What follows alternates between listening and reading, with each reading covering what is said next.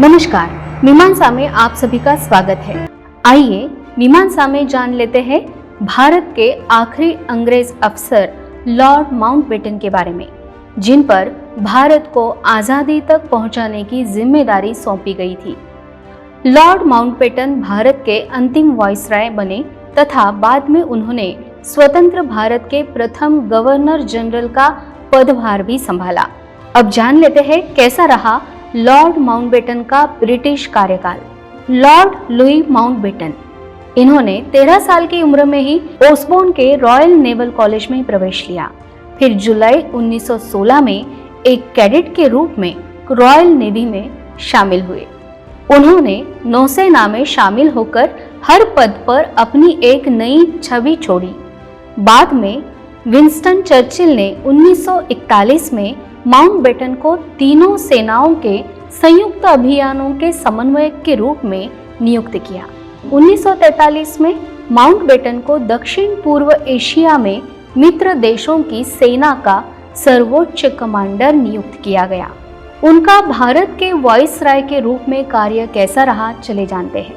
24 मार्च 1947 में जब माउंटबेटन भारत आए, उस समय भारत में कम्युनल वायलेंस बढ़ रहा था, साथ ही राजनीतिक स्थिति भी बिगड़ती जा रही थी।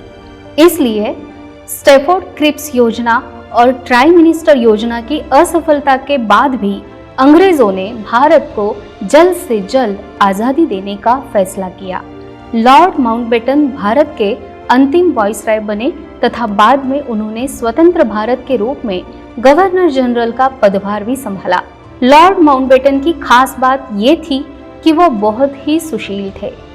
उनका सहज अंदाज, लोगों की भावनाओं को पढ़ लेने की उनकी कला के बावजूद माउंटबेटन भारत के पार्टीशन को नहीं रोक पाए। चलिए अब माउंटबेटन योजना के कुछ प्रमुख मुद्दों पर एक नजर डालते हैं।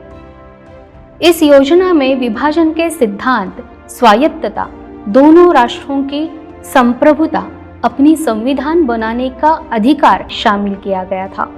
ये योजना भारतीय स्वतंत्रता अधिनियम 1947 द्वारा लागू की गई थी, जिसे ब्रिटिश संसद द्वारा पारित किया गया था और 18 जुलाई 1947 को रॉयल स्वीकृति प्राप्त हुई थी। NWFP यानी उत्तर पश्चिम सीमांत राज्यों पर किसका अधिकार होना चाहिए, ये तय करने के लिए एक जनमत लेने का निर्णय भी शामिल था। दोनों देशों के बीच अंतर्राष्ट्रीय सीमा निर्धारित करने के लिए सर सिरिल रेडक्लिफ की अध्यक्षता में सीमा आयोग का गठन किया गया। इस आयोग का गठन 2 नए राज्यों बंगाल और पंजाब की सीमाएं बनाने के लिए किया गया था। इस योजना के अंतर्गत भारत की स्वतंत्रता के बाद ब्रिटिश संसद को नए अधिराज्यों के क्षेत्रों में कोई भी कानून बनाने का अधिकार नहीं था। नए संविधान के निर्माण होने तक गवर्नर जनरल को संवैधानिक प्रमुख बनाया गया था। अब जान लेते हैं लॉर्ड माउंटबेटन के आखिरी साल कैसे रहे। एडविना अर्थात उनकी पत्नी की मृत्यु के बाद वे डोनेगल आइलैंड में एक द्वीप पर कुछ शांत और एकाकी जीवन जीने लगे थे। 1979 में माउंटबेटन की आयरिश आतंकवादियों ने एक मछली पकड़ने वाली नाव में लगाए बम से हत्या की।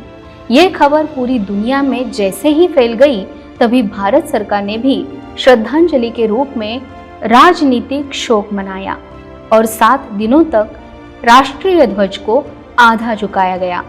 इससे भारत में लॉर्ड माउंटबेटन की लोकप्रियता का अनुमान लगाया जा सकता है। इसी तरह की जानकारी आप तक लेके आएंगे हमारे मीमांसा के माध्यम से।